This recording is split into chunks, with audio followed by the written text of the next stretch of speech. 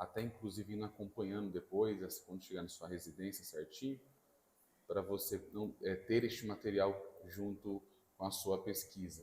Quero agradecer a Deus por essa oportunidade em estar aqui nesta manhã com vocês. Já estive aqui uma vez, não no que tange à Escola Bíblica Dominical, mas a um culto, se não me falha a memória, foi numa quinta-feira ou uma terça, não tenho certeza, mas foi tinha um outro dirigente aqui, o pastor que antecedeu o senhor, qual é o nome dele? Isso. Mando um abraço para ele também, para esse setor que eu tenho tanto carinho. Eu congregava um tempo ali no Parque Universitário antes de casar, a nossa sede de setor aqui, e agora, pela misericórdia, estou ali no Aurélia, ajudando o nosso pastor Diego Prado, que ali está como supervisor, e também, obviamente, leciono ali na nossa Escola Teológica Assembleia de Deus de Belém, STEADEC, também no IBCamp, e é uma honra estar com vocês aqui nessa manhã. Meus irmãos, a nossa lição, eu quero que você acompanhe comigo, abra na última lição, a 13ª lição. Está sendo um trimestre relacionado ao estudo acerca da natureza, a origem da igreja, a missão da igreja, vários aspectos relacionados à igreja, como, por exemplo, o batismo, a diferença no que tange ao batismo na concepção assembleiana, uma concepção até presbiteriana, a questão da ceia, a diferença, né, do que é transubstanciação, consubstanciação, em memória, que é o que nós aplicamos. Tudo isso foi trabalhado ao longo deste trimestre. Também, a penúltima aula agora, né, foi em cima da pregação da palavra, a importância da pregação, uma pregação cristocêntrica, ou seja, que é totalmente distinta daquela mensagem que nós vemos em muitos lugares por aí, uma mensagem focada no homem, que é a palavra antropocentrismo, né? Focado no homem, totalmente indirecionado à vitória humana, às conquistas, aos prazeres humanos. E aí, na penúltima lição, nós vimos a importância de uma pregação totalmente cristocêntrica. Essa última lição trabalha não apenas a missão da igreja, mas o que promove o poder que a igreja possui, né? O que impulsiona a igreja a fazer missões. Aí nós vamos trabalhar aqui um pouco em cima deste poder de Deus, o revestimento, o batismo com o Espírito Santo, o poder de Deus na missão da igreja. Então abre comigo aí a sua lição. Foi lido já aqui a leitura bíblica em classe, também um texto áureo. Eu gostaria apenas de fazer um comentário em cima deste texto áureo que está aí, né? Que seria o seguinte: o nosso texto áureo está inserido no primeiro capítulo de Atos, do versículo 1 até o 14, que se encontra a ascensão de Cristo, ok? Então, o cenário é mais ou menos isso: Jesus está sendo assunto aos céus e os discípulos então começam a questionar Jesus. E a preocupação dos discípulos é: mestre, quando que o seu reino, de fato, vai chegar, vai se cumprir? Qual que é o foco da pergunta? Não é arrebatamento. O foco da pergunta é o reino. Quando se dará o início, de fato, do reino prometido? Não é arrebatamento da igreja, é o reino de Deus. Porque para os judeus, este reino que fora prometido, obviamente, é um reino literal. Nós cremos, um milênio ali. E os judeus aguardavam isso.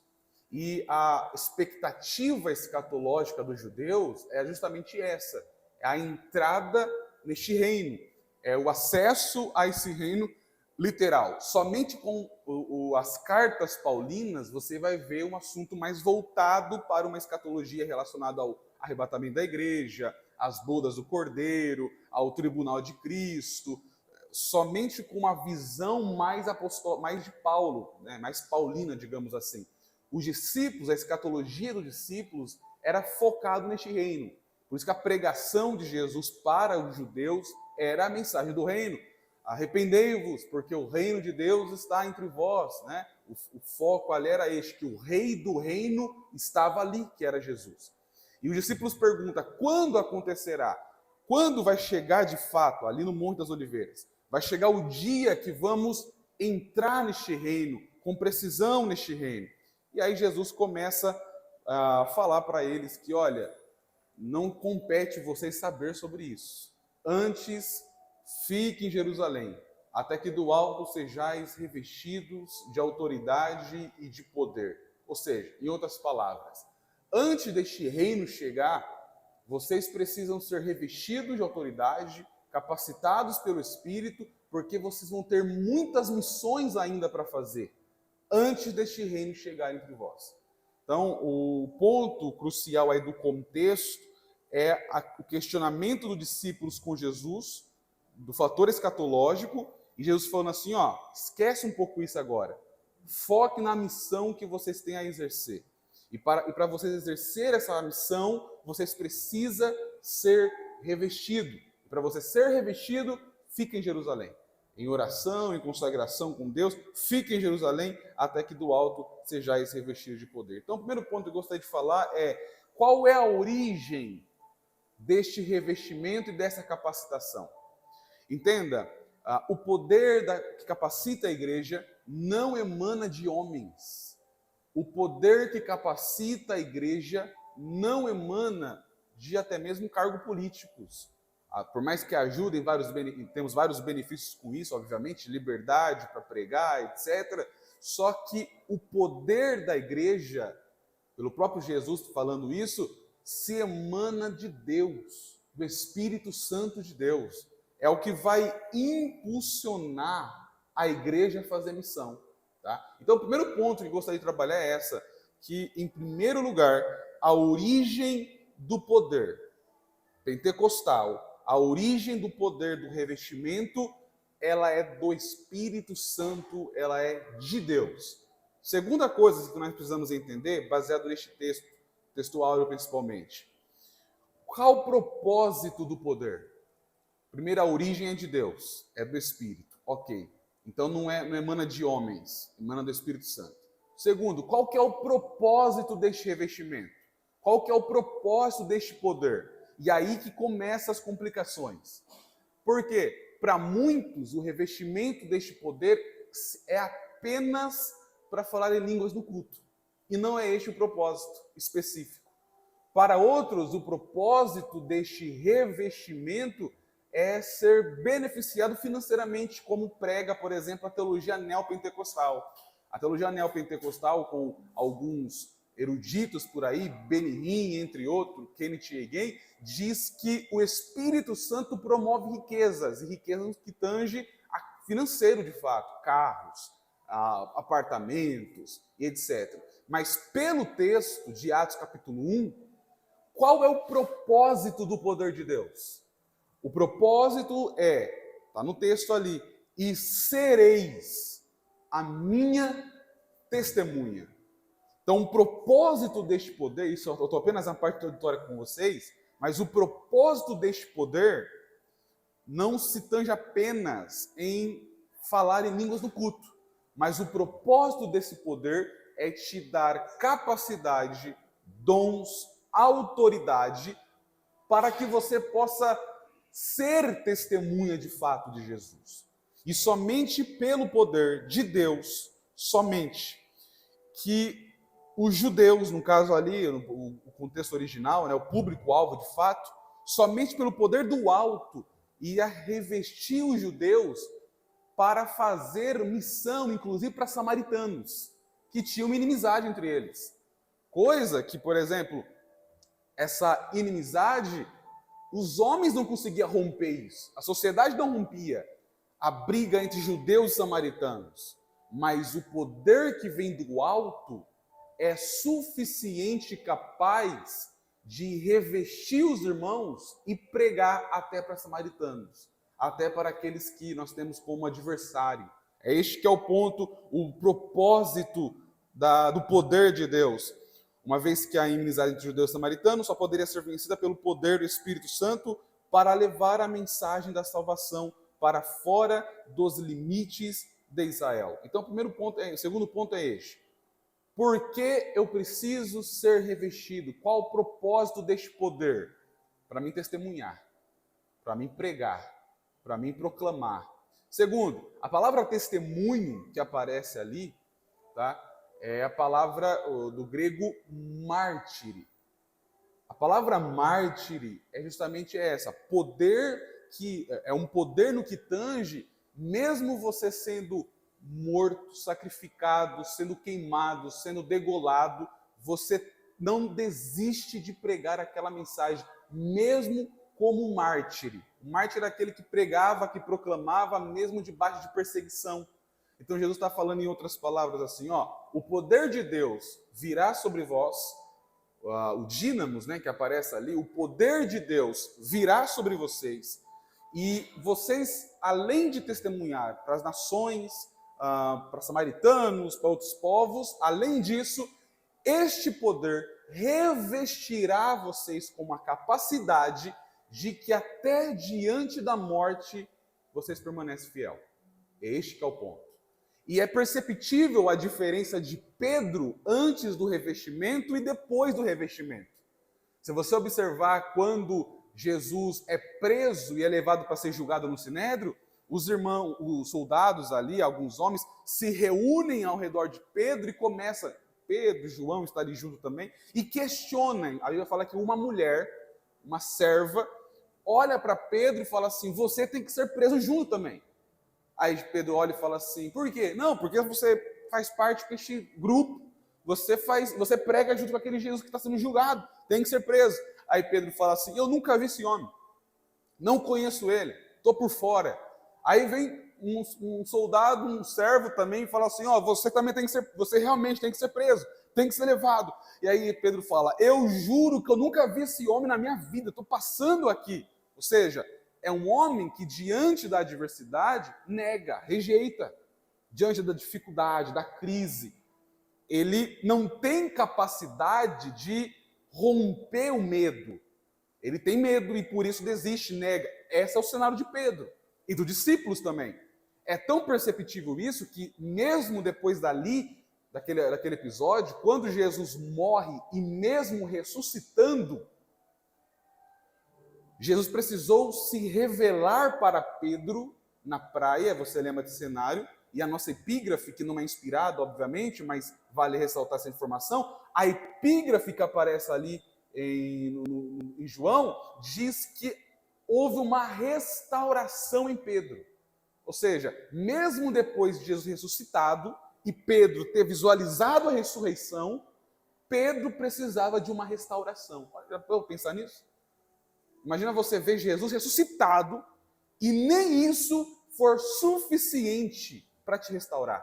Jesus precisou aparecer mais, se não falei mal naquele episódio ali, depois apareceu pela segunda, pela terceira vez para os apóstolos.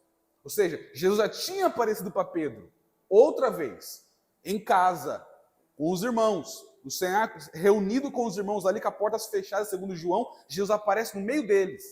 E aí começa a ter a conversa. Depois aparece para Tomé. Neste episódio aqui, já apareceu outras vezes. E Pedro continuava perdido. Precisava ser restaurado. E aí houve uma restauração. E você lembra, ele falou, Simão, filho de Jonas, tu me amas, então apacenta minhas ovelhas e tal. Quando fores mais velho, você será levado para o lugar que você foge hoje. Em outras palavras, ele está falando para Pedro assim, Pedro, você terá ousadia, autoridade para vencer aquilo que te barra hoje.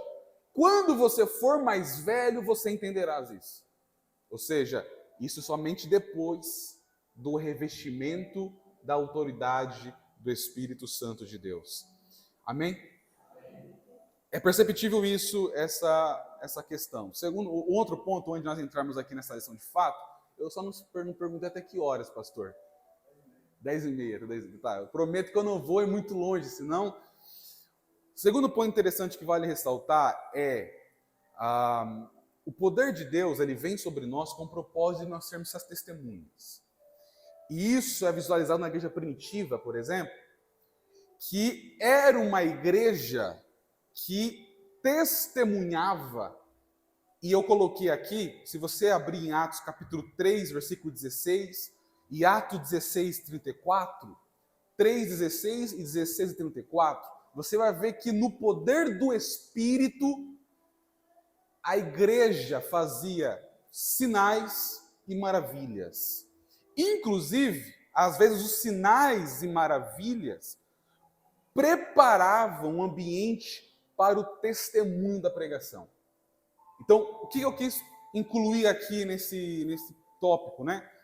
Que no poder do Espírito, sempre, escute, sempre no poder do Espírito, a igreja testemunhava. E às vezes, pelo poder do Espírito, era feito sinais e maravilhas. Aí eu coloquei Atos 16 para você lembrar do episódio, por exemplo, de Paulo preso com Silas.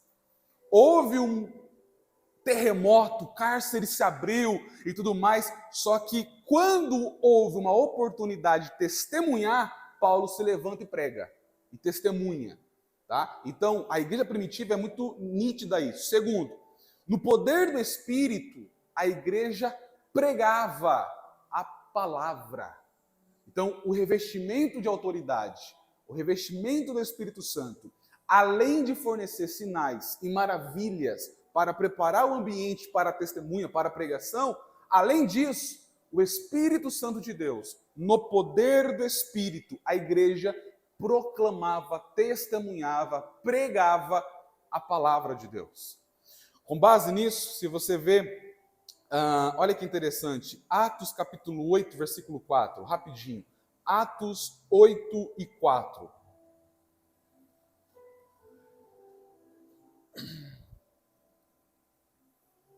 Se você observar aí, os cristãos primitivos levavam a palavra de Deus para qualquer lugar. Atos 8:4. Mas os que andavam dispersos iam por toda parte anunciando a palavra. Agora, Atos 18, do versículo 4 ao 5, Atos 18, do 4 ao 5, o mesmo Espírito de Deus deu força a Paulo, que manteve ele 18 meses ou mais em Corinto, pregando a palavra. Olha aqui no versículo número 4. E todos os sábados disputava na sinagoga e convencia os judeus e gregos. Olha para mim rapidinho. A sinagoga é diferente de um templo como esse. O comentarista Adam Clarke, por exemplo, ele diz, é um teólogo, ele diz que a sinagoga era mais um círculo e o pregador ou o rabino ficava no centro. Na sinagoga tinha debates, inclusive, e não apenas debates religiosos, tinha inclusive debates políticos dentro da sinagoga. Então, era comum, por exemplo, o dízimo ser levado ao templo, mas na sinagoga, os judeus, principalmente, se reunirem aos sábados para ali ouvir a palavra de Deus, para comentar sobre a palavra de Deus, e também, obviamente, tinha alguns filósofos que penetravam este meio para levantar debates em cima da palavra, inclusive. Tá? Então, você tem que ter esse cenário que era diferente de um templo como esse. Imagina um círculo, o mestre ficava no centro, Jesus pregou ali na sinagoga, em Cafarnaum, você lembra que ele leu o rolo de Isaías? Alguns comentaristas dizem que as mulheres ficavam um pouco afastadas e quem ficava à frente eram os homens religiosos. Era comum você entrar na sinagoga e ver judeus, por exemplo, com filactérios. Filactérios é pedacinhos de couro, de caixinha de couro que era colocado na testa e no antebraço esquerdo. E dentro dessas caixas era colocado fragmentos do texto veterotestamentário, do Antigo Testamento. Então era como você entrar na sinagoga e ver judeus com caixinha aqui no antebraço esquerdo. Por que eles faziam isso? Porque o judeu dizia, nós guardamos a palavra de Deus, tanto na nossa mente, como também no nosso coração. Então era comum você entrar na sinagoga e ver todo esse aparato religioso. É mais ou menos isso. Agora você imagina a cena, Jesus entrando nesse cenário, o povo tudo religioso. Aí quando ele começa a pregar, demônios começam a se manifestar. Já imaginou isso? O povo tudo religioso ali, e Jesus prega e demônios se manifestam. Uma mulher encurvada está lá no fundo, e Jesus fala assim, mulher, vem aqui na frente. A mulher toda encurvada, ele fala, fique reta. A mulher volta a ficar reta de novo. Ou seja, é um ambiente todo litúrgico, religioso, mas por falta do poder de Deus, eles viviam um aparato mais voltado para a religiosidade do que propriamente a graça de Deus. Nesse texto que eu li aqui, todos os sábados disputava na sinagoga e convencia, ou seja, Paulo, neste tempo que ele ficou em Corinto. E olha o que o texto continua dizendo: e quando Silas e Timóteo desceram da Macedônia, foi Paulo impulsionado no Espírito, testificando aos judeus que Jesus era o Cristo. Interessante isso, porque o texto vai dizer que quem o impulsionou, Paulo, a testemunhar é o Espírito Santo de Deus.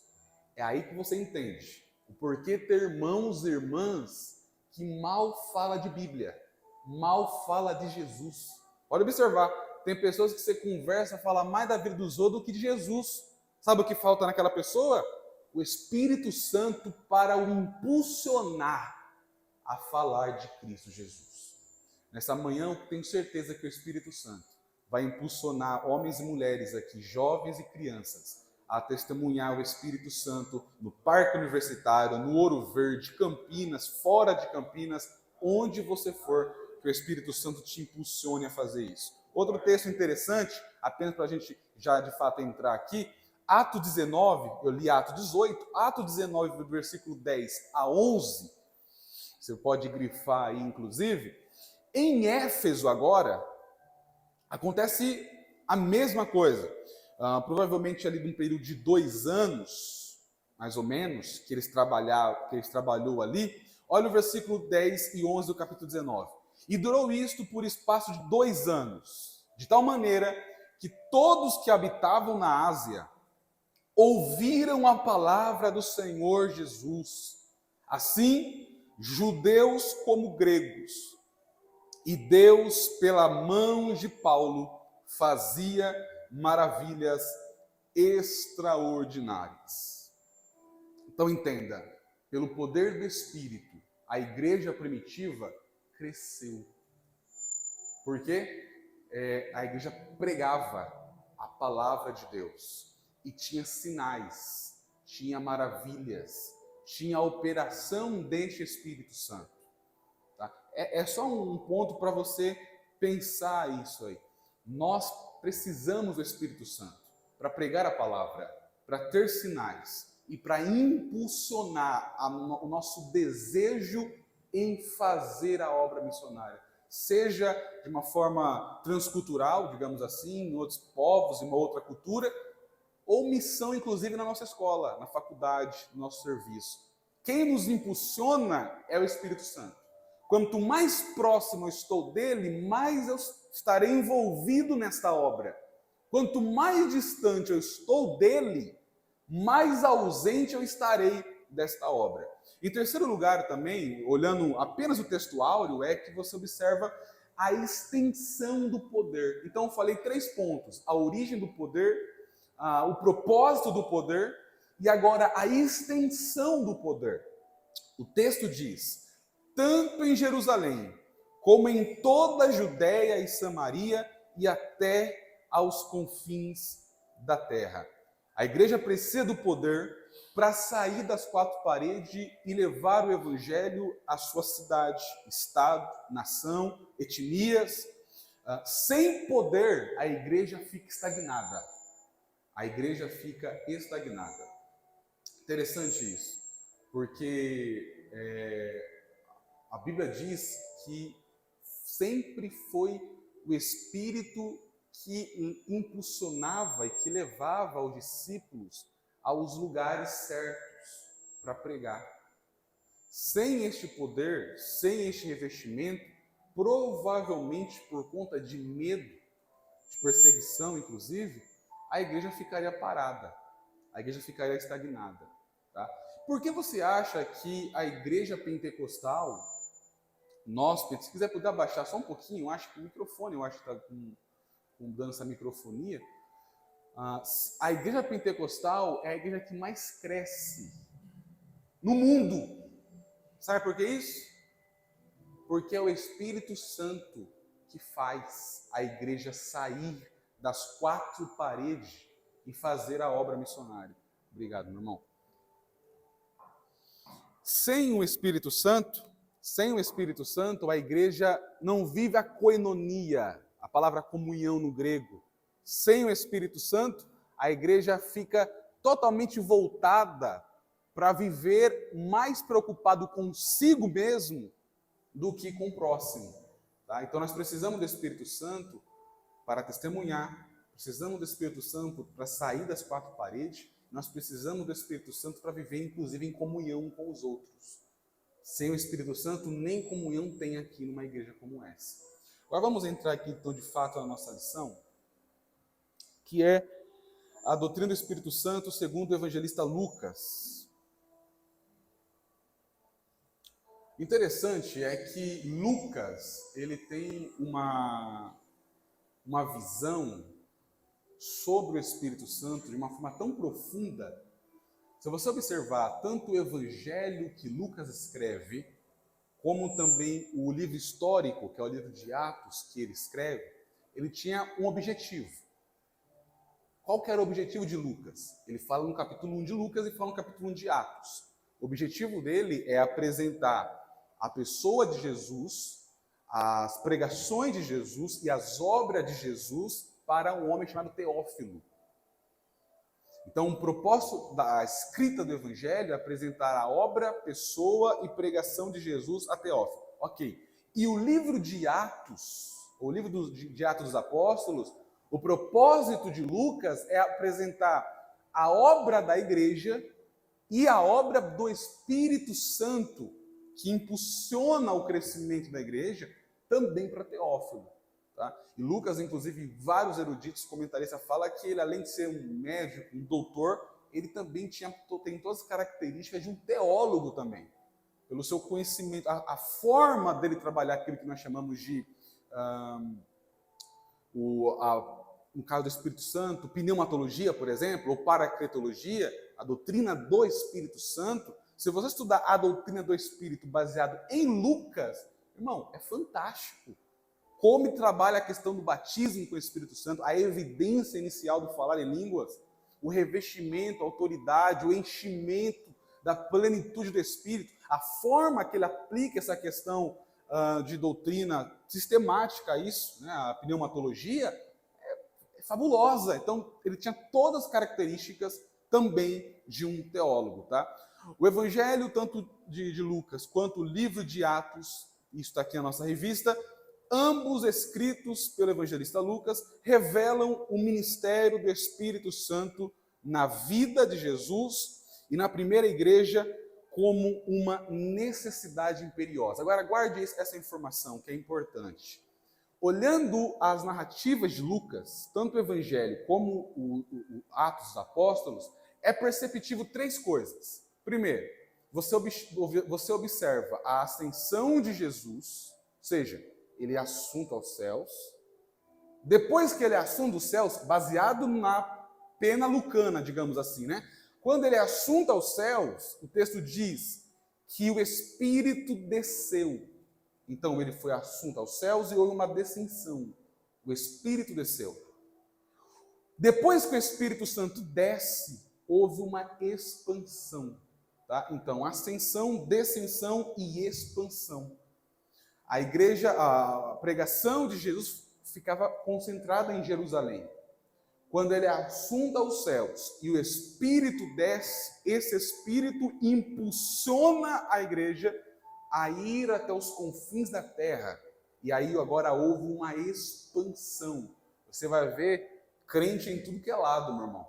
Crente em Roma, crente do outro lado, quase lá perto da Espanha. Onde você encontra... tinha crente. Por quê? A mensagem, a pregação de Cristo expandiu.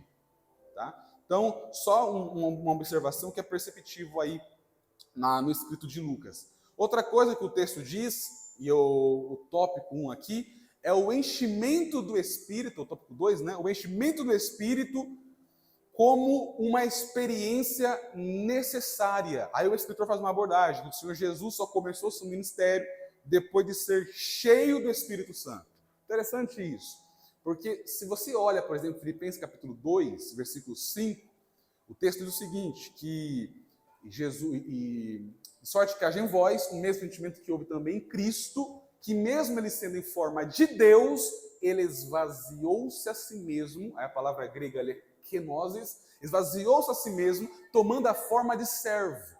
E fazendo em semelhante a forma de servo, ele humilhou-se a si mesmo, sendo obediente até morte e morte de cruz. O texto diz, mas pelo que também Deus o exaltou soberanamente, lhe deu um nome que é sobre todo nome, e que para o nome de Jesus se dobre todo o joelho dos que estão nos céus, na terra, debaixo da terra, e que toda língua confesse que Jesus é o Senhor para a glória de Deus Pai. Lembra disso? O interessante é que, com base no escrito de Paulo e com base no escrito de Lucas, Cristo, quando ele esvaziou-se de si mesmo e encarna, não reencarna, ele encarnou, o texto diz, quando ele nasce como homem. Neste ponto que nós trabalhamos dentro da teologia de união hipostática, união das duas naturezas, né? A união da natureza divina com a natureza humana, que agora vai ter de Jesus. Dentro dessa natureza humana, Jesus precisava da capacitação do Espírito Santo, assim como você, que é homem, necessita dessa capacidade do Espírito Santo. Então, houve um esvaziamento de Jesus e pelo fator da sua natureza humana, e por isso ele precisava de uma capacidade do Espírito Santo para fazer a sua obra, para fazer a sua missão. Da mesma forma nós, o texto diz que Jesus ele inicia a sua obra quando o Espírito Santo de fato vem sobre ele ali na ocasião daquele batismo, e você lembra daquele episódio. E o escritor diz que a vida cristã deveria ser a mesma coisa. Já parou para pensar? Jesus se preparou 30 anos para o ministério de 3. E nós queremos nos preparar 3 anos para o ministério de 30. Já parou para pensar nesse ponto?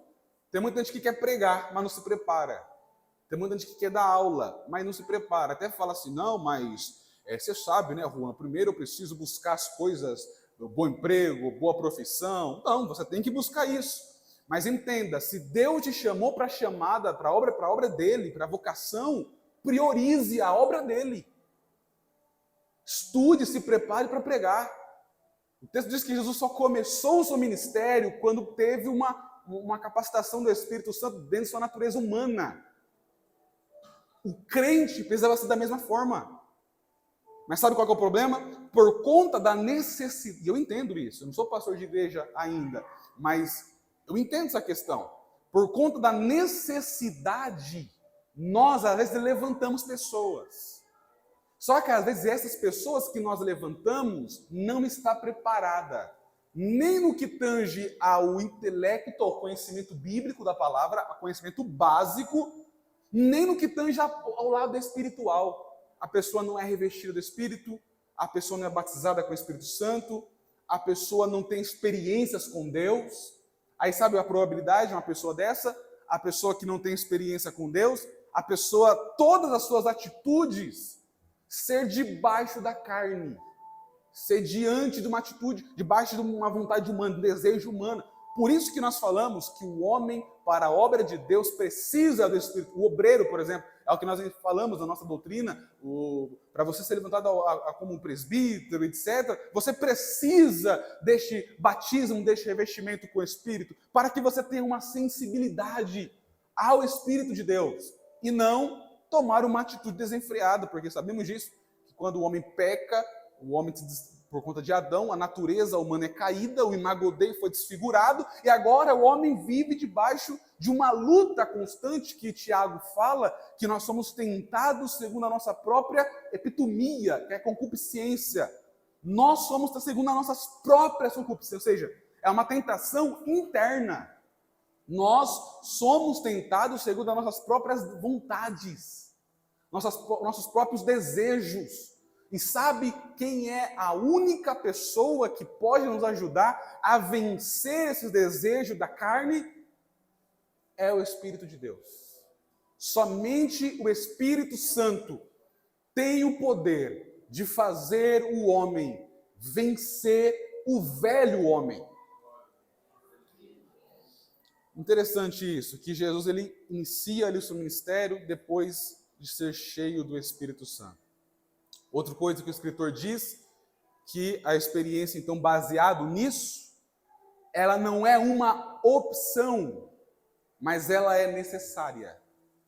Eu lembro que uma certa feita, eu conversei com um irmão, pastor Adeudo, que ele era de uma outra denominação. E ele tinha umas ideias totalmente diferentes. Aliás, essa pessoa é meu primo, né? Ele cresceu na Assembleia, saiu da Assembleia, formou a denominação. E em outras palavras, né? É uma denominação que não acredita, por exemplo, em muitos pontos do Espírito. E aí eu falando com ele, eu falei assim, ô fulano, você precisa do Espírito Santo para você vencer isso. Porque ele estava falando uma situação para mim ali, você precisa do Espírito Santo. Aí ele olhou para mim e falou assim, não, para que eu preciso do Espírito Santo? Eu já tenho aqui a Bíblia. Para que eu preciso do Espírito? Eu olhei para ele e falei assim, amigo, só para você entender a Bíblia, você precisa da operação do Espírito Santo. O texto diz em Atos capítulo 2, e isso é interessante. Abre comigo rapidinho aí. Atos 2.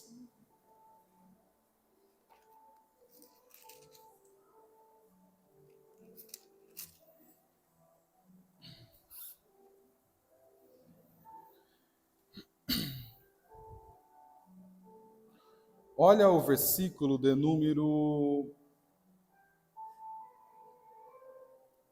42. E eles continuaram firmemente na doutrina dos apóstolos, e na comunhão, e no partir do pão, e nas orações. Ó, isso daqui é a igreja do primeiro século. A igreja do primeiro século. Você fala assim, nossa, Juan, por que a igreja do primeiro século era tão ativa, tinha tanto milagre, tinha tanto poder de Deus, tanto dons? E por que parece que hoje está sumindo isso no nosso meio? O que está acontecendo? É só você olhar como que a igreja vivia no primeiro século. O texto diz que eles continuaram firmemente na doutrina dos apóstolos. Primeiro ponto, a permanência na doutrina.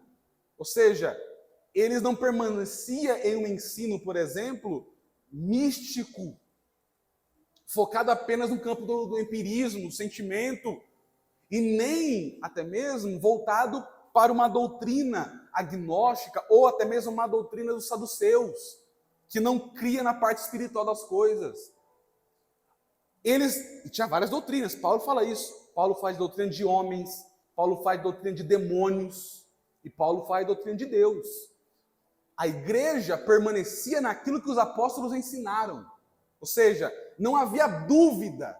Não era assim, ó, o pastor Pedro prega, aí o irmão está sentado no banco da igreja e fala, será? Vou ver no Google aqui.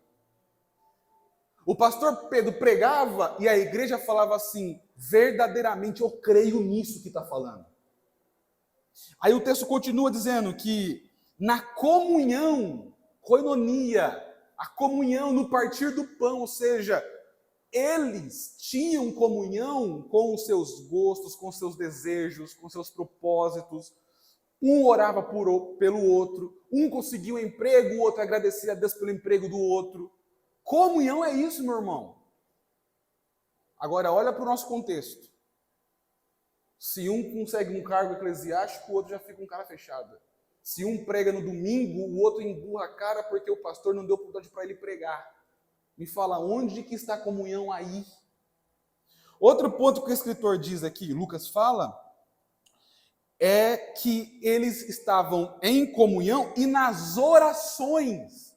Ou seja, a igreja primitiva, debaixo do Espírito Santo, da ação do Espírito Santo, era uma igreja que orava. Oração, eles oravam. Agora faz um teste, vê o quanto de gente que ora. Na igreja e em casa. Procura saber quantas pessoas que oram na igreja e em casa. É poucos. Tem gente que nem lembra de orar. Só lembra de orar quando chega na igreja. Só lembra de falar com Deus quando está aqui. E ora 5 minutos e levanta. Porque não ora. Como que eu vou experimentar as maravilhas do Espírito Santo se eu não permaneço na doutrina dos apóstolos, se eu não tenho comunhão com meu irmão e se eu não oro? O problema não está em Deus, senhores. O problema não está em Deus nem no avivamento do Espírito. O problema está em nós. Aí o texto continua dizendo aqui, ó, o versículo de número 43, ó. E sobreveio temor a toda a alma, e muitas maravilhas e sinais eram feitos pelos apóstolos. Aí alguém pergunta para mim assim, Juan, perguntar no seminário, Juan, por que as maravilhas estão desaparecendo? Eu falei, olha o temor. Temos temor de Deus? Tememos de fato a Deus? A minha geração, e quando me refiro à minha geração, eu isolo um pouco os mais velhos que estão aqui dos cabelos brancos. Coloca a minha geração, os mais jovens. Eu tenho 26 anos. Tem jovens aqui da minha idade. A minha geração teme a Deus de fato? Qual que é o nível do seu temor a Deus? Quando você pensa, cogita em pecar, o que você pensa? Você teme a Deus e fala assim, Senhor, pelo amor de Deus, não me deixa pecar. Eu quero vencer isso, eu não quero me afastar do Senhor. Ou não, você peca e fala, depois eu perdoo.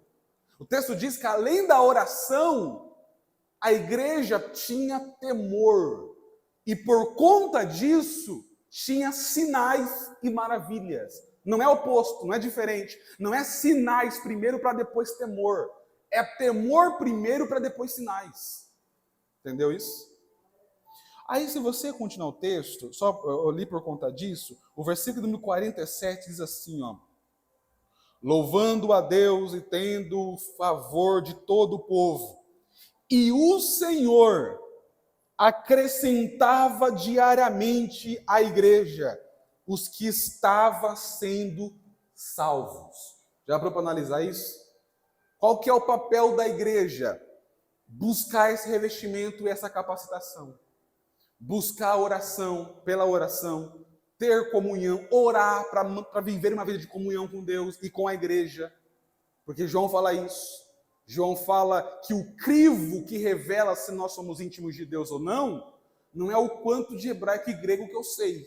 Mas o que revela se eu sou espiritual ou conheço a Deus, ele fala na sua primeira epístola, no capítulo 3. Ele fala que aqueles que diz que não ama o seu irmão, não conhece a Deus, porque Deus é amor. Ou seja, o que revela se eu conheço a Deus, o que comprova, digamos assim, se eu conheço a Deus, é se eu amo meu irmão. Comunhão. É este que é o ponto. João capítulo 17, Jesus fala a mesma coisa. Novo mandamento vos dou, que vos ameis uns aos outros, como eu vos amei. Pegou a diferença? Não é assim, ó, o novo mandamento vos dou, ame o seu próximo como a ti mesmo. Este mandamento está na antiga aliança. O mandamento de Jesus é diferente. Depois Jesus fala, um novo mandamento vos dou.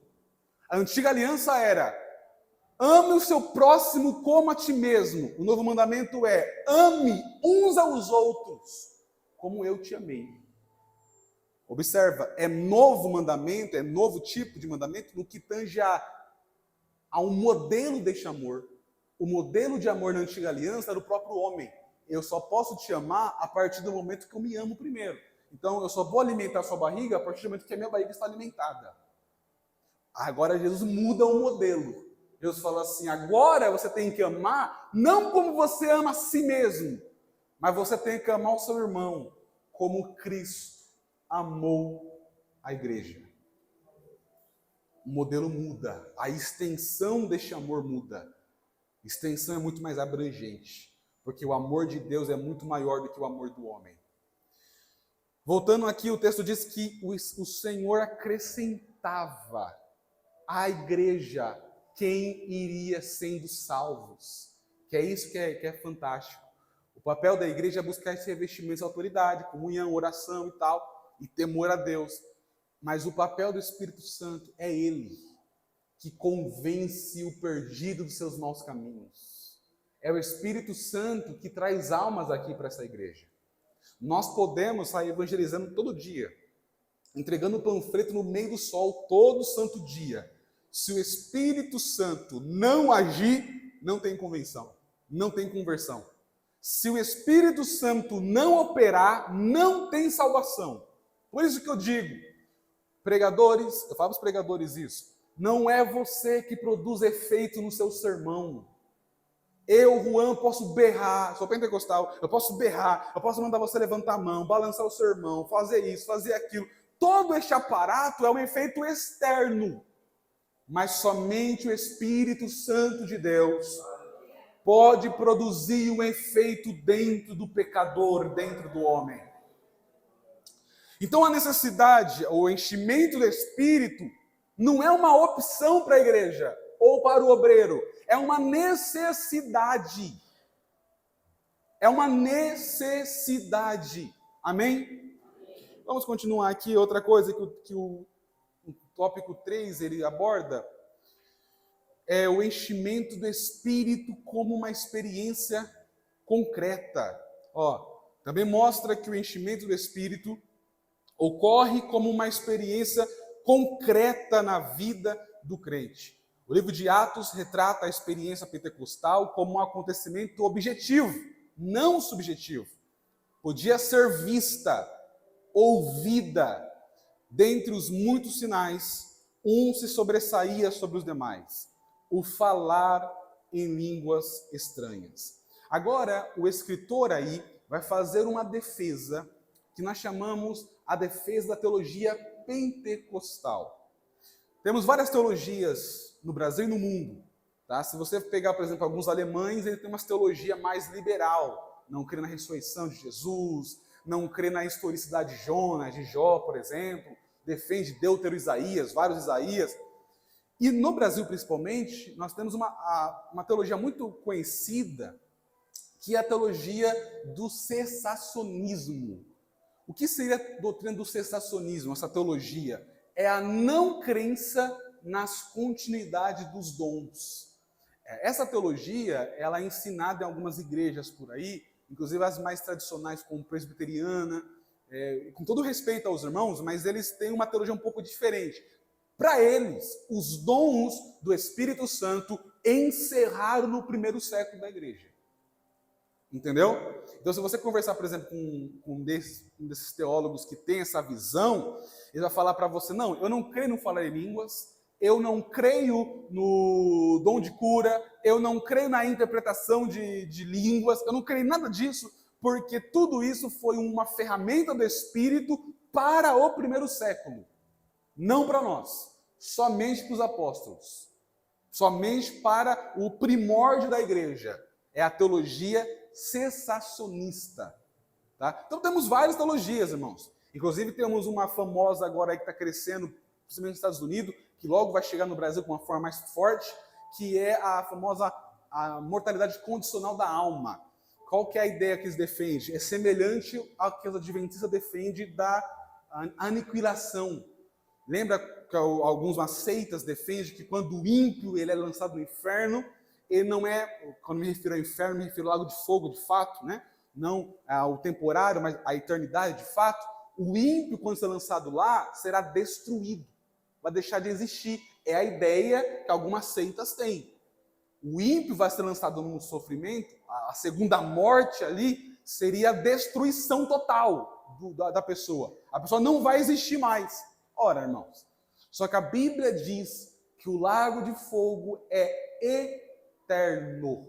E ali haverá ranger de dentes, sofrimento, eternamente. Mas tem doutrinas que pregam o oposto disso. Heresias. E que vai chegar no Brasil com mais precisão. E quer uma dica? Vocês vão lembrar de mim quando acontecer isso. Muita gente vai cair nessa onda quando chegar no Brasil. Sabe por quê? Porque ninguém sabe nada sobre o inferno. Porque não se prega mais sobre o inferno. Não se tem mais simpósios sobre o inferno. Não tem mais ensinos de inferno. Não tem mais a doutrina, porque o inferno é uma doutrina. E um dia um amigo meu pregou sobre o inferno, acabou o culto, uma irmã falou para ele assim: não gostei da sua pregação não. Ele falou: por quê? Não, porque eu vou querer saber do inferno, só vou para o céu. Só que aí o problema, vem uma heresia como essa e fala assim: não, o inferno não é eterno. É só um momento, você vai ser lançado ali, vai sofrer um pouco e vai ser destruído. É diferente do universalismo. O universalismo diz que no final todo mundo vai ser salvo. O aniquilacionismo diz que quando o ímpio for lançado, ele vai deixar de existir. Se vai deixar de existir, senhores, há uma esperança ainda para os perdidos. Olha o problema. Mas a Bíblia diz que não há esperança. A doutrina do inferno é tão séria que se Deus aparecesse ali no inferno agora e faz assim, a cada 1000 anos vai entrar um passarinho aqui no inferno, vai carregar um grãozinho de areia no seu bico, a cada 1000 anos. E alguém pergunta: qual que é o propósito, Senhor? Aí Deus responde: para que estão sofrendo no inferno. Depois de secar a areia de Ilhabela, alguém conhece Ilhabela? Quando secar a areia de Ilhabela, a cada 1000 anos o passarinho vem, grãozinho, grãozinho, vai demorar muito. Quase uma eternidade vai demorar. Mas uma hora vai acabar, não vai? Quando acabar, eu volto aqui e tiro você do inferno.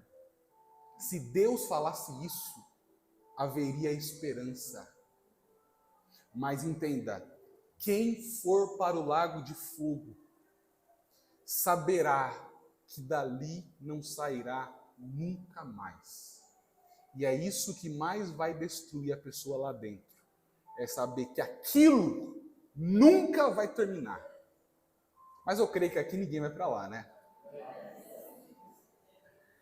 A doutrina pentecostal, aí eu falei das várias doutrinas, várias teologias aí, mas a nossa teologia pentecostal, pentecostal clássica, e aí o escritor vai fazer uma defesa em cima disso, você vai pegar alguns textos, é que o batismo com o Espírito Santo, ele é evidenciado pelo falar em novas línguas. Tá? E o escritor vai trabalhar essa questão de como, temos textos, isso por base no escrito de Lucas, de Atos dos Apóstolos. Tá? Aí você pergunta, Juan, é a única evidência? Eu falei, óbvio que não. Mas a evidência inicial é o falar em novas línguas. Ok? Então não é a única evidência. Você tem toda a questão do Espírito Santo ali, o que transforma, o que promove na vida do homem, etc. Só que a evidência inicial deste batismo, deste revestimento, desta autoridade promovida pelo Espírito Santo, pelos escritos de Lucas em Atos dos Apóstolos, e aí você pode ler a sua revista, vai ter várias referências ali, pelo menos 3 principais em Atos, é o falar em outras línguas. E aí, meus irmãos, só uma observação, tá? O pentecostalismo clássico, que é a que a Assembleia de Deus defende, é diferente, é distinto deste pentecostalismo extremamente irracional que está sendo pregado em alguns lugares por aí. Tá? Esse negócio que parece mais com o centro espírita do que com a graça de Deus. Essa confusão que está tendo em alguns lugares por aí não é a teologia pentecostal clássica. Tá? Eu vou dar 8 características que marcam o movimento pentecostal. Isso quem diz não sou eu. Quem diz isso é o William Menzies. É um dos teólogos assembleianos pentecostal mais conhecido, principalmente no século XX, século XIX também, que olha o que ele aborda, as características do movimento pentecostal. Primeiro, ele traz 8, isso está num livro dele.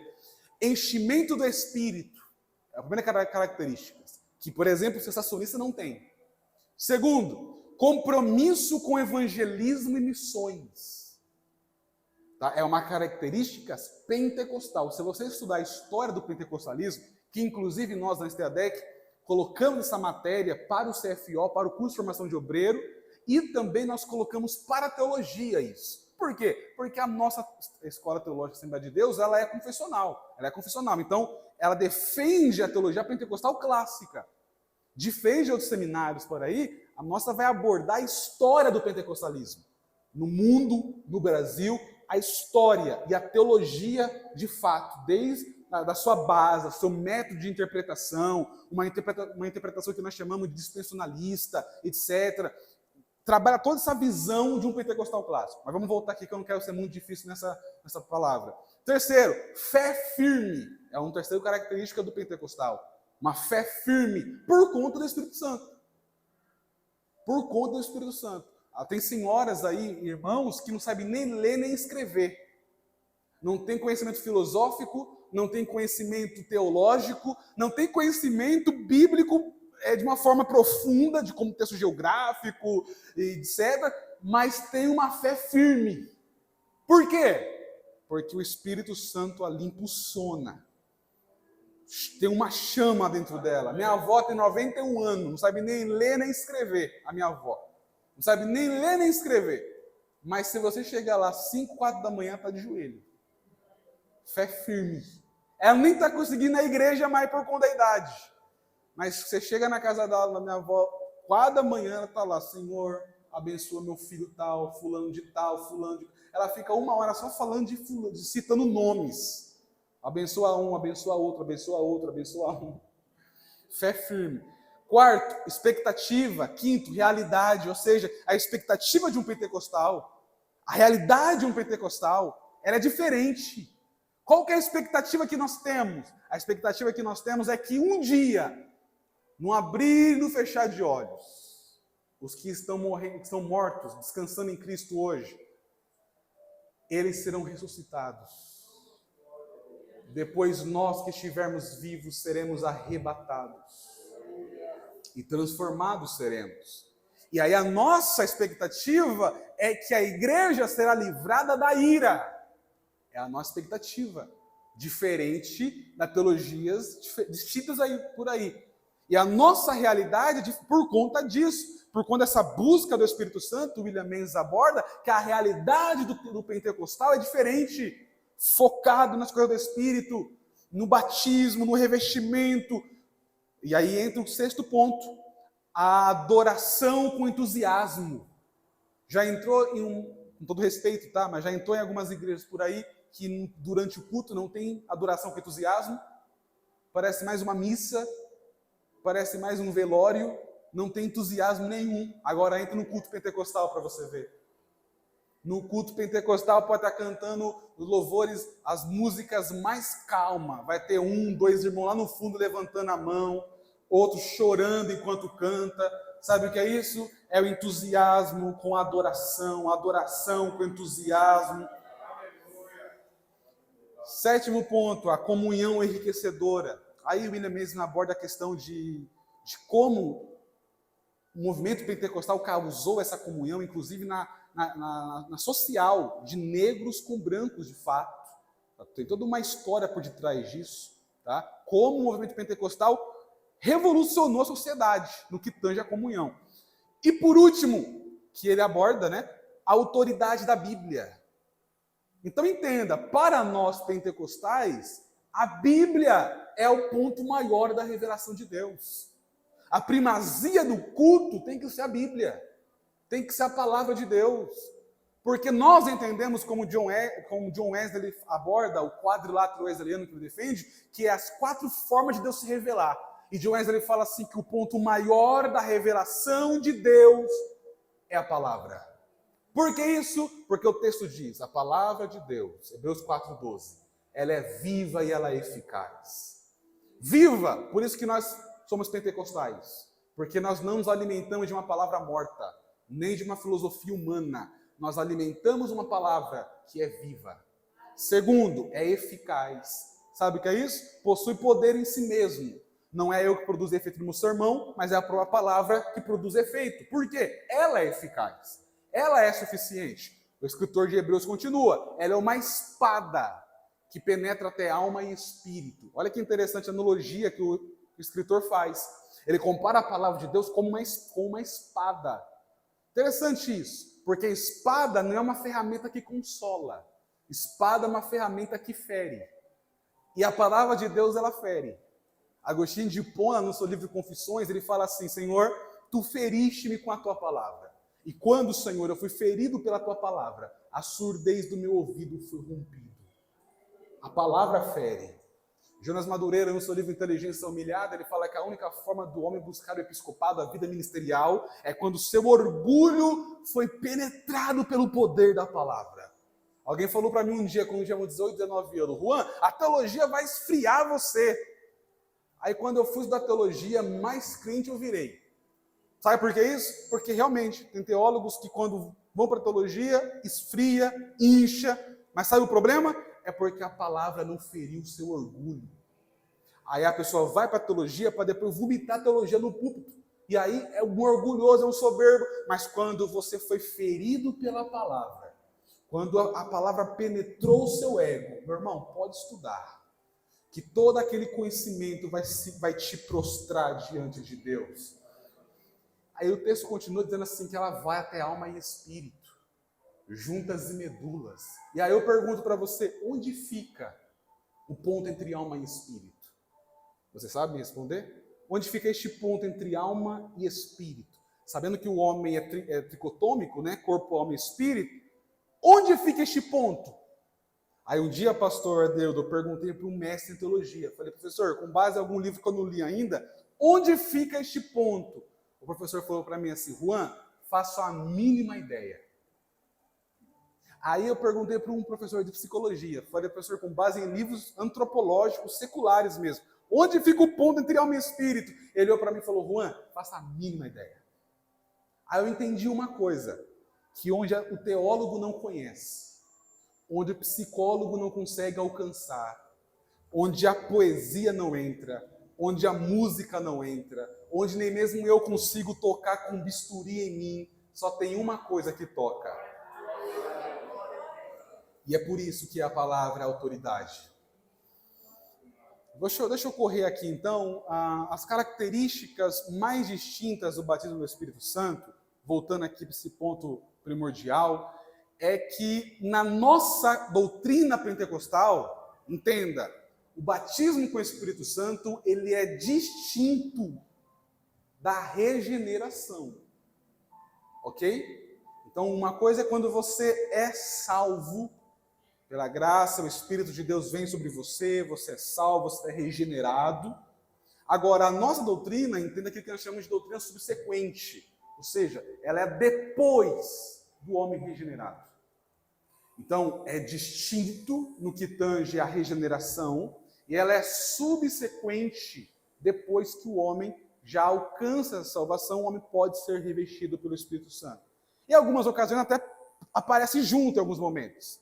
Parece, a pessoa ouve a palavra de Deus e já crê aquilo, já aceita e já é revestido. Acontece, mas a primeira pessoa creu. Tá? O batismo com o Espírito Santo, ela é distinta da regeneração. E ela é subsequente à regeneração. Ela é depois que o homem crê. Aí vem o batismo. Por que eu estou falando isso? Porque para essa teologia reformada, o batismo com o Espírito Santo é a mesma coisa que a regeneração. Ou seja, quando você levanta a mão, aceita Jesus, né, ou pede que ele te aceita e tal, reconhece Jesus, para ele, naquele momento, você é batizado com o Espírito Santo. Mas não é o que Lucas aborda. E não é que a nossa teologia pentecostal defende. Tá? Então, eu poderia falar vários livros para vocês aqui, de teólogos de linhas pentecostais, que dá vários argumentos e ferramentas que comprova a doutrina subsequente e distinta do batismo com o Espírito Santo. Segundo, então, o segundo ponto, ela é acompanhada em falar em línguas. Ok? Ela é acompanhada, o batismo com o Espírito Santo é acompanhada com falar em línguas. Terceiro, é distinto em propósito do trabalho do Espírito. Quanto à regeneração, por exemplo, o coração e a vida do pecador arrependido torna a Deus na regeneração.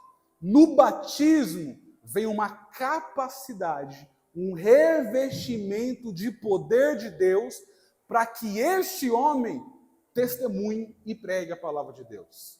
Então, é diferente. Aí, a senhora vez pergunta, fala assim, Juan, qual que é a diferença do batismo com o Espírito Santo, evidenciado pelo falar em línguas estranhas, e o dom de falar em línguas estranhas?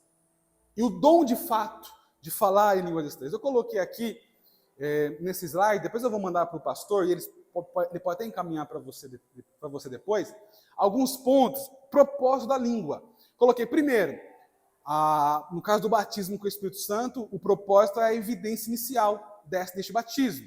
Segundo, como dom agora, como dom para edificar a igreja, quando são interpretadas, conforme 1 Coríntios capítulo 12.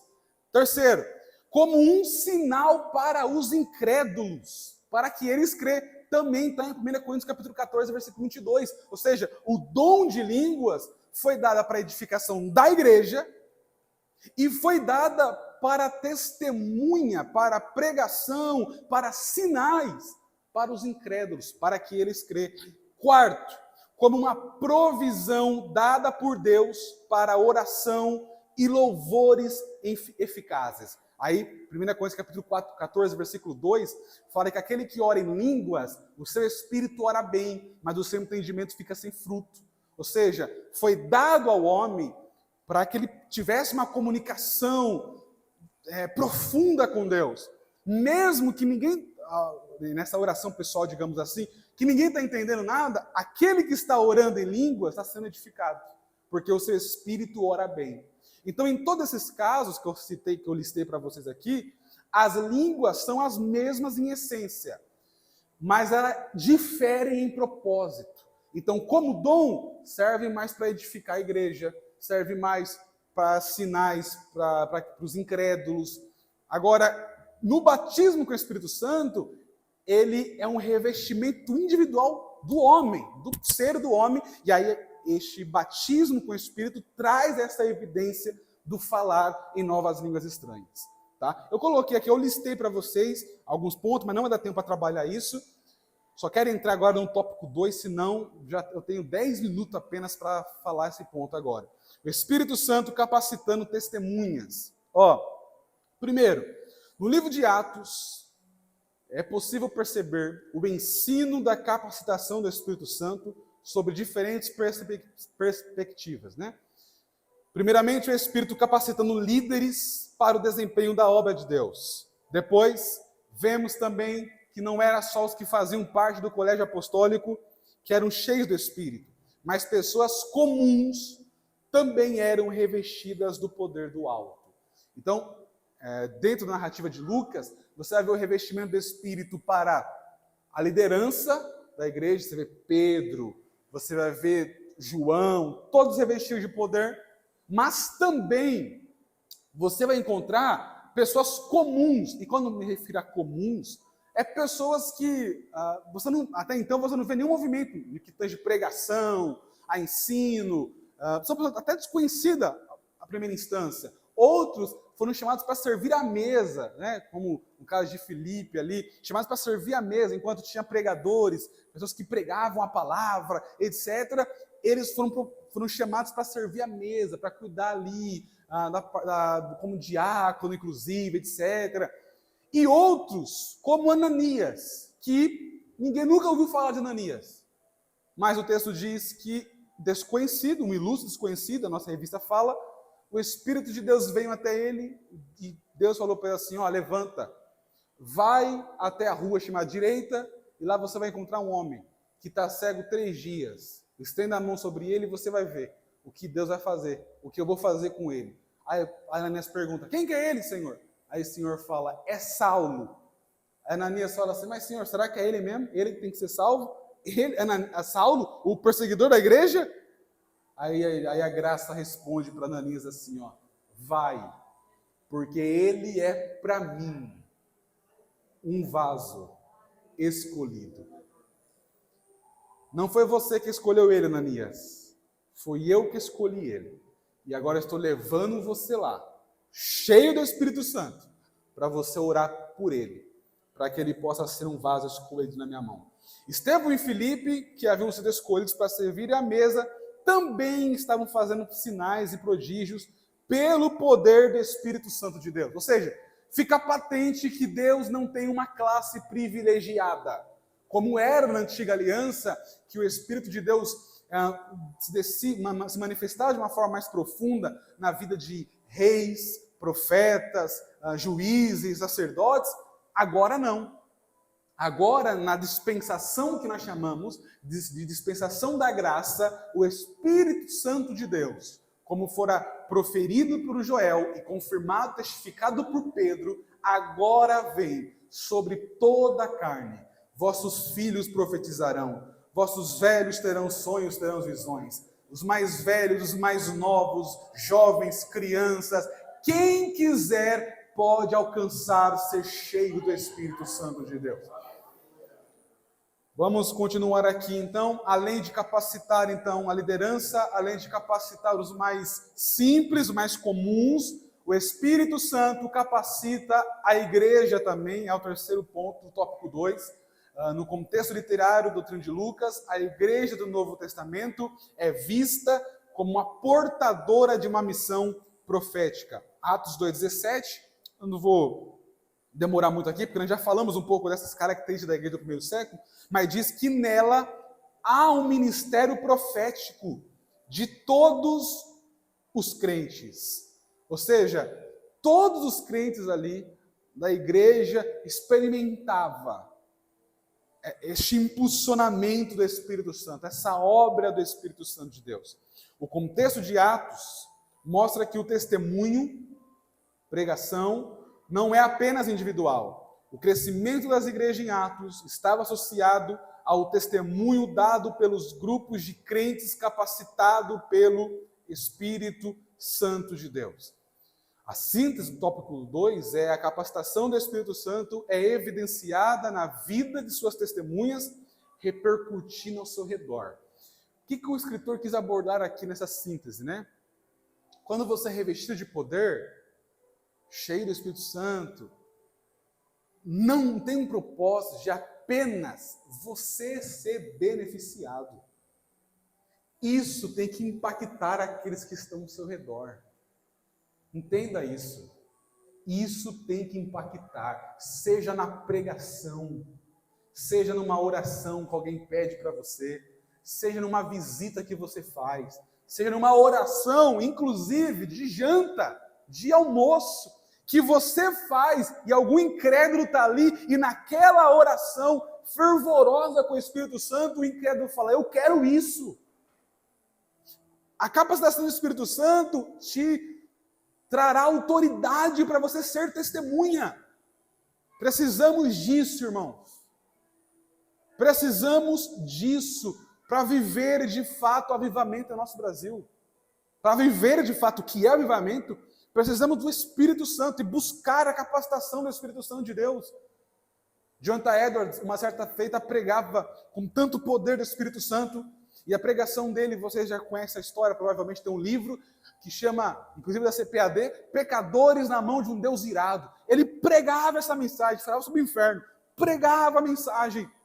A história diz que os irmãos que estavam no banco começaram a tremer de medo, no ponto de algumas mulheres agarrar cadeira, banco, e gritarem, dizendo assim, estamos sentindo o nosso corpo queimar pelo fogo, mas do inferno.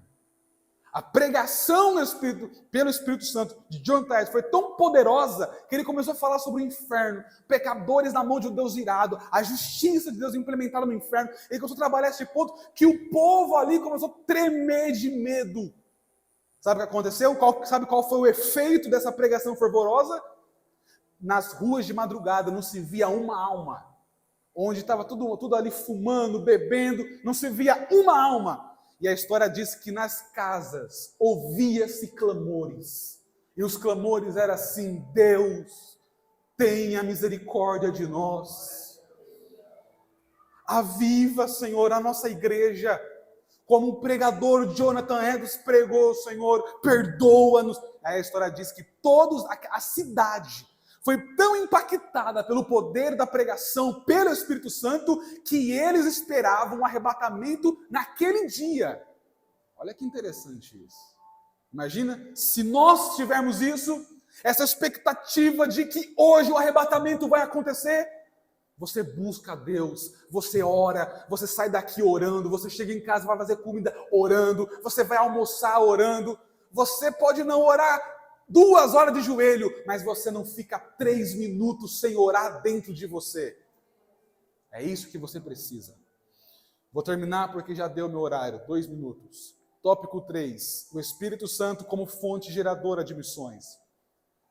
O primeiro ponto é Atos capítulo 13, que foi que o nosso pastor leu aqui, narra o envio dos primeiros missionários da igreja. O que chama a atenção nessa narrativa é a participação ativa do Espírito Santo. Você leu lá, junto com o nosso pastor, Atos capítulo 13. O texto diz que o Espírito do Senhor mandou separar Paulo e Barnabé.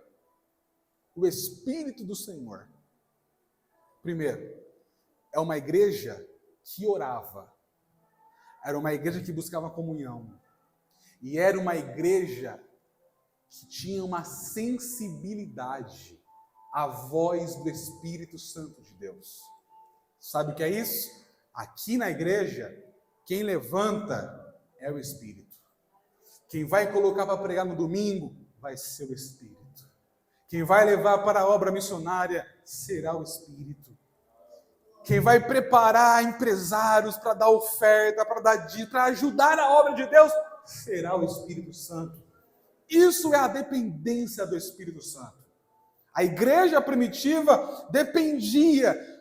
Lucas mostra que, por intermédio dos dons do Espírito, porque lá o texto diz que tinha doutores, tinha profetas. Profetas. Aí ele não fala como foi feita essa separação de Paulo e Barnabé. Não fala como. Mas tinha dons ali entre eles. Talvez foi uma profecia, talvez foi sonhos, talvez foi visões, talvez alguém chegou ali e falou, Deus me mandou dizer aqui. E todos sabiam que era Deus. Entende?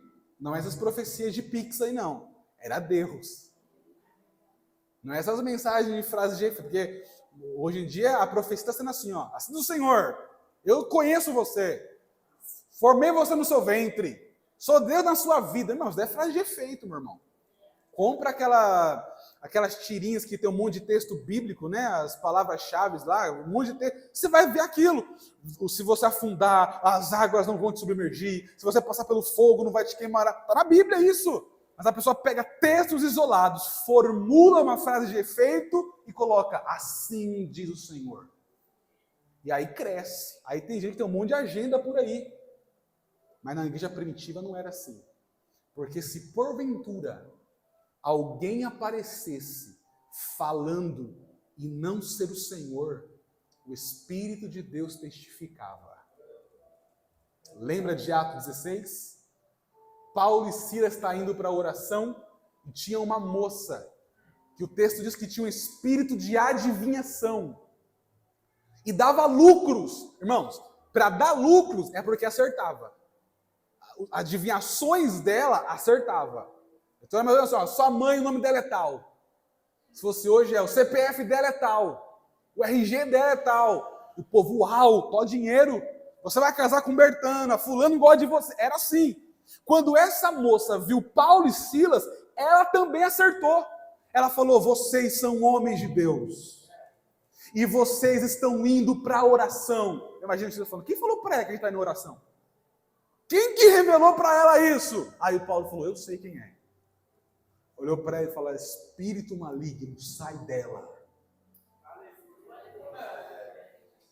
Se fosse hoje, essa mulher estaria cheia de agenda, adivinhando para tudo que é lado por aí, revelando chave, revelando nome, revelando CPF, mas quando o Espírito de Deus está no negócio, não deixa a sua noiva ser enganada. Paulo olhou e falou, sai dela, e saiu dela na hora. O foco do evangelista é que o Espírito Santo é a fonte geradora de missões, pois é Ele quem vocaciona, é Ele quem envia. Ezequiel capítulo 1, capítulo 2 fala da vocação de Ezequiel e aqui termino. Quem levantou Ezequiel foi Deus. No capítulo 2 fala, e veio a palavra do Senhor a mim dizendo, filho do homem, põe-te em pé e falarei contigo. Mas quem disse que foi Ezequiel que ficou de pé? O texto no versículo 2, o capítulo 2 diz, e veio o Espírito e entrou em mim e me colocou de pé. Sabe o que é isso? É o Espírito de Deus que coloca o homem de pé. É o Espírito de Deus que dá palavra para Ezequiel. Porque foi o próprio Deus que falou, Ezequiel, abre a tua boca e come do que eu te dou. Aí Ezequiel abriu a boca e ele falou, então eu comi um livro, um rolo, que estava escrito por dentro e por fora, e tinha lamentações, suspiro e ais. Sabe o que é isso? Era a pregação do próprio Ezequiel. Era Deus falando, come da palavra que eu vou te entregar. Até a pregação, quem dá o Espírito. Alguém acredita nisso? Além disso, você vai ver, e aí é o tópico 2, né? A estratégia missionária. Paulo e Barnabé, você vê em Atos capítulo 16 mesmo, quando Paulo, ele e Barnabé, eles tentaram ir para a Ásia e Bitínia.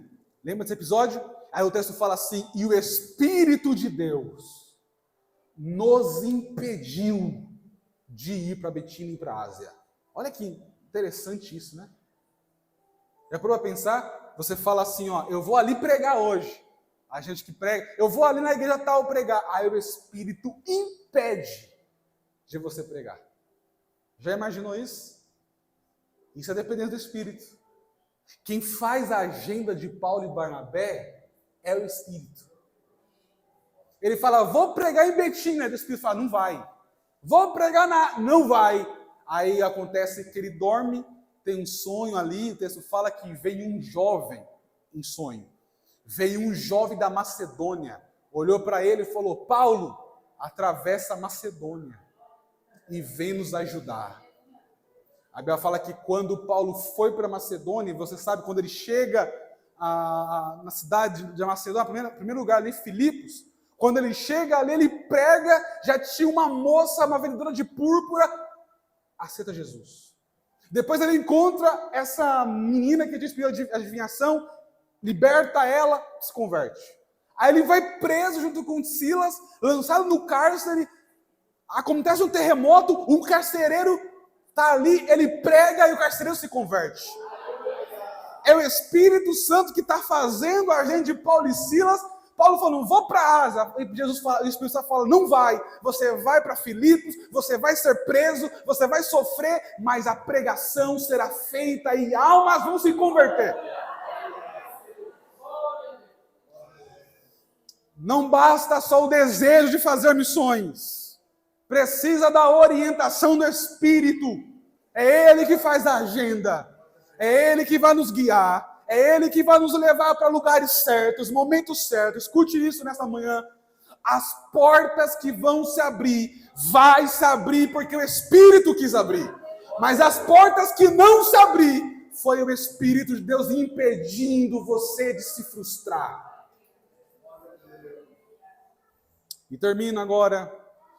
O poder do Espírito Santo impulsiona-nos no cumprimento da grande comissão.